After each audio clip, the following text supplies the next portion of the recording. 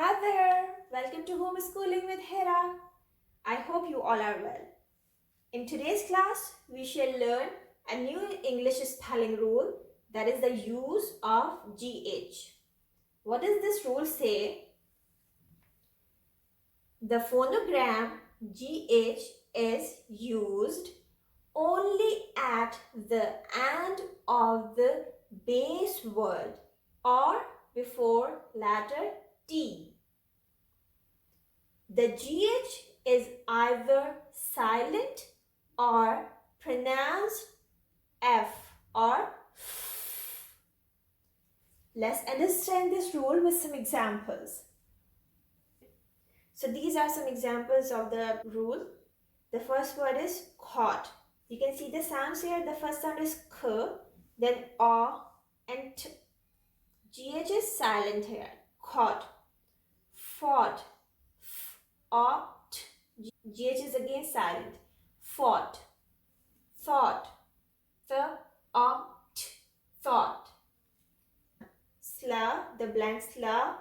A, T, Slaughter. Slaughter. In this example, GH will sound like F or F. Let's spell it. K, O, F. Cough. Cough. L, A, F. Laugh. L, A, F. Laugh. Dra, A, F. Draft.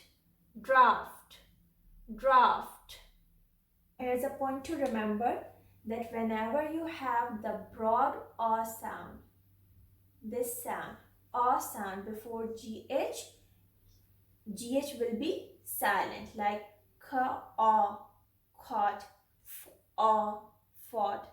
Whenever you have short vowel A sound before GH, so the GH will pronounce F sound, okay? F, like this.